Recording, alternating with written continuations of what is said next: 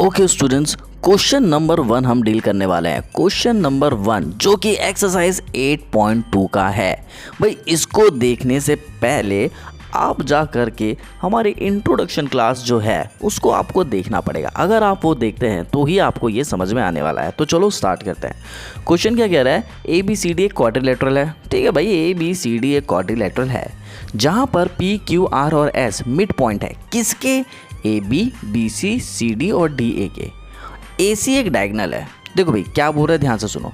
पहले क्या आ रहा है? पी, तो ए बी मतलब पी मिड पॉइंट है ए बी का। पी मिड पॉइंट है ए बी का। वैसे क्यू किसका रहेगा? बी सी का, इसलिए क्यू के बाद आएगा बी सी।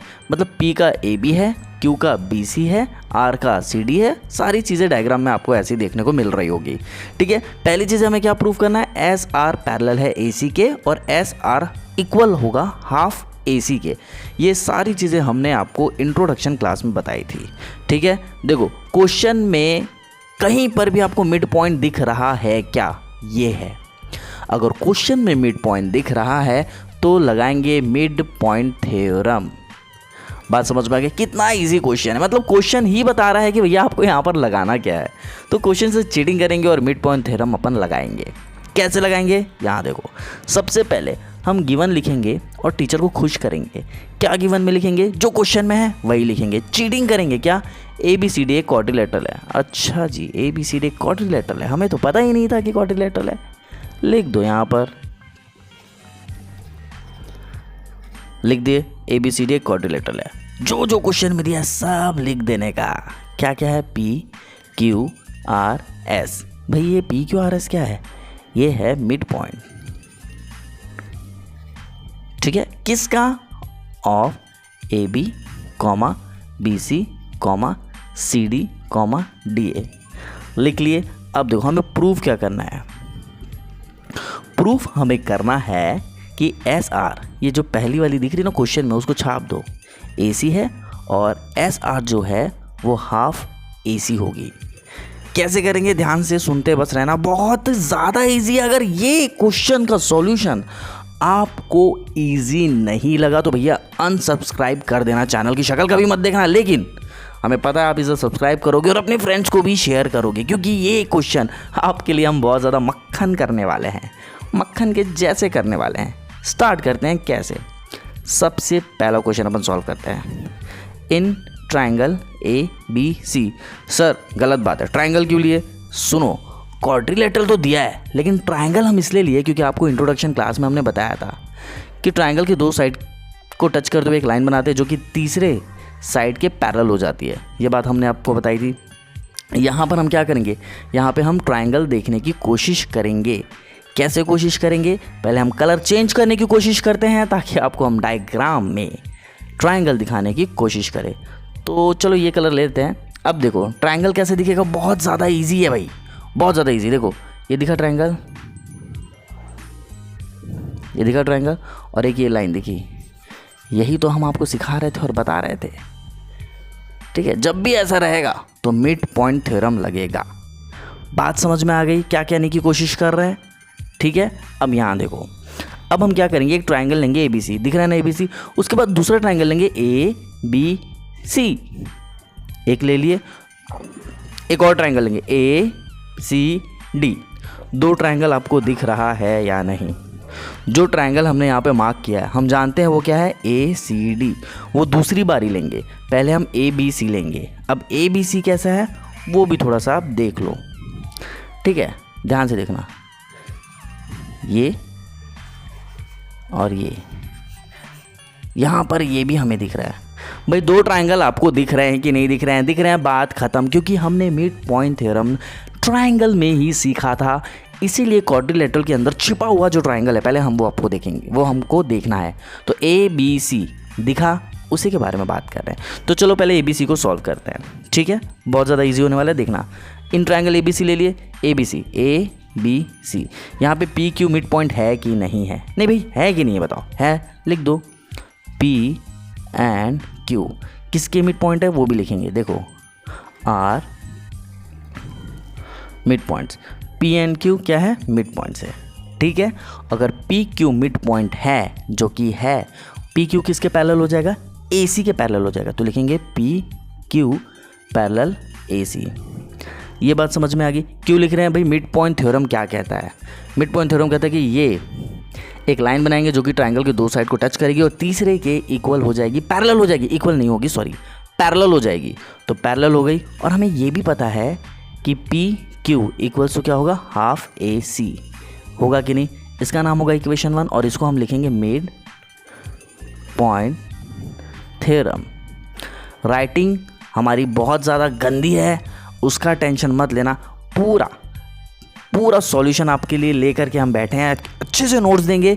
ये वीडियो के एंड में आपको एक नोट्स प्रोवाइड की जाएगी जिससे आपको मज़ा आने वाला है।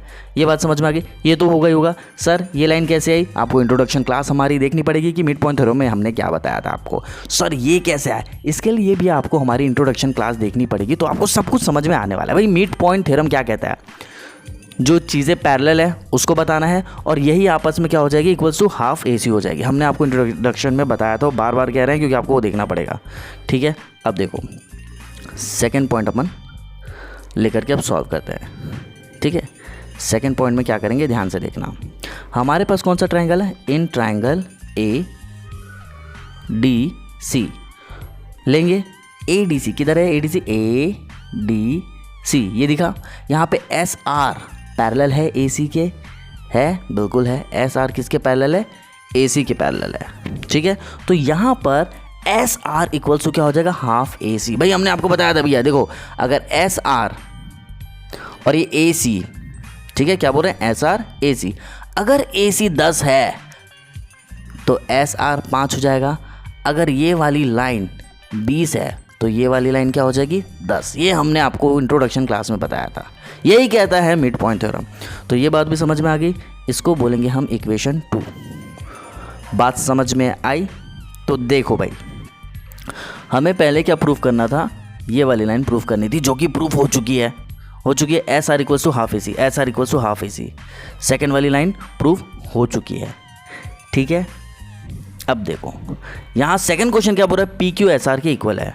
पी क्यू एस आर के इक्वल कैसे होगा, यहाँ देखो हम बता रहे हैं आपको। हम अगर बोले फ्रॉम इक्वेशन 1 एंड 2, पहला इक्वेशन क्या बोल रहा है भाई, पी क्यू की जो वैल्यू है हाफ ए सी है, भाई एस आर की जो वैल्यू है हाफ ए सी है। जब इन दोनों की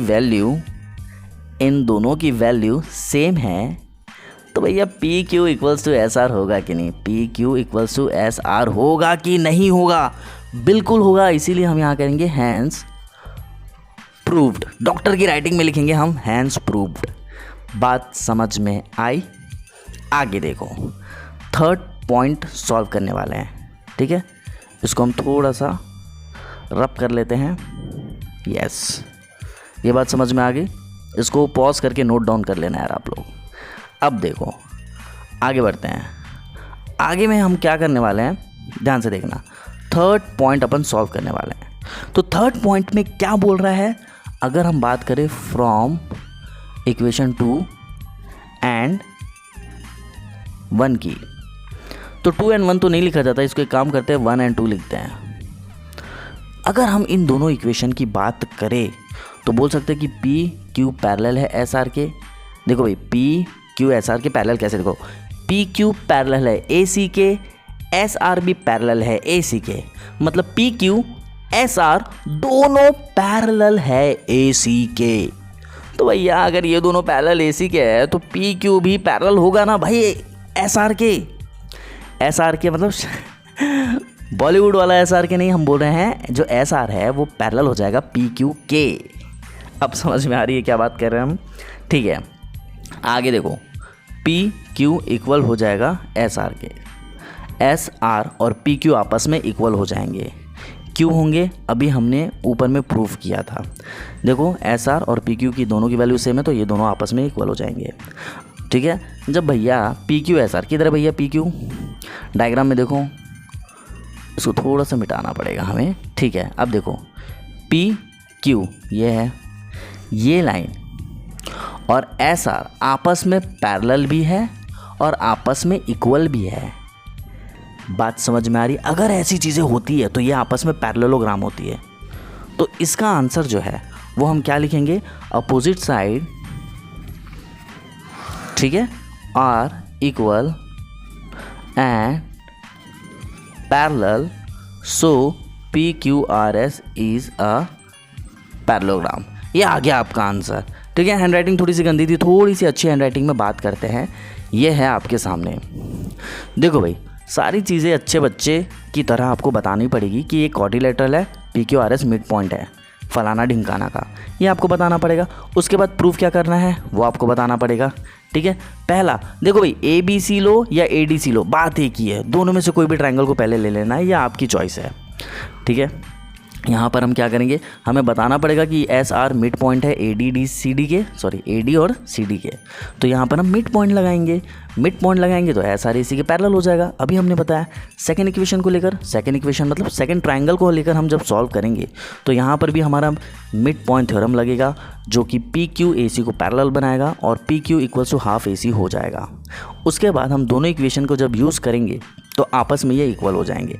कैसे, एक बार फिर से बता रहे हैं, PQ AC के इक्वल है और SR भी AC के पैरेलल है, इक्वल नहीं है सॉरी, पैरेलल है, ये दोनों आपस में पैरेलल है तो SR भी पैरेलल हो जाएगा PQ के। बात समझ में आ रही है? तो वही चीज़ें हमने यहाँ पे लिखा है।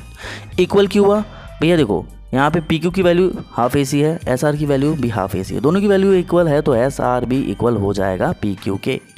ठीक है, बात समझ में आ गई? तो ये हो गया हमारा सॉल्व। थर्ड पॉइंट क्या कह रहा है, देखो भाई, इक्वेशन थर्ड हम यहाँ किसको माने हैं, इसको हमने इक्वेशन थर्ड माना है। पहले वाला जो हमने सॉल्व करके दिया वहाँ इक्वेशन थर्ड मानने की ज़रूरत नहीं थी, यहाँ पे हमने इक्वेशन थर्ड माना। दोनों में से कोई भी एक सॉल्यूशन आप चूज़ कर लेना, आपकी इच्छा है, आप ये चाहो तो इसको भी कर सकते हैं। यहाँ पर आप इन थर्ड इक्वेशन को आप जब लेकर के सॉल्व करोगे तो हमें बताना पड़ेगा कि भैया जो इक्वेशन थर्ड है जिससे हमें ये दोनों वैल्यू इक्वल मिली है और पैरेलल मिली है, इसके वजह से हमें पता चल रहा है कि वन पेयर, कोई भी एक पेयर, भाई कोई भी एक पेयर मतलब ये और ये दिख रही है, ये पेयर, अगर एक pair opposite sides of a quadrilateral जो है वो क्या है, पैरेलल है और इक्वल है, तो इसका मतलब क्या होगा, ये एक पैरेललोग्राम है। ऑलराइट देन, मिलते हैं अगले वीडियो में। अगर वीडियो आपको अच्छी लग रही है, समझ में आ रही, तो प्लीज़ इसे लाइक शेयर ज़रूर करिएगा। और हाँ जी, आपको सब्सक्राइब ज़रूर करना पड़ेगा और अपने फ्रेंड्स को शेयर करना पड़ेगा। अगर आप यहाँ पर कमेंट्स करते हैं, हमें कमेंट्स में बताइए कि वीडियोस आपको कैसी लग रही है। अगर आपको अच्छी लग रही है तो हमें मोटिवेशन मिलेगा, कमेंट करोगे और हम और सारी वीडियोस आपके सामने लेकर आएंगे। मिलते हैं अगले वीडियो में, टिल देन बाय।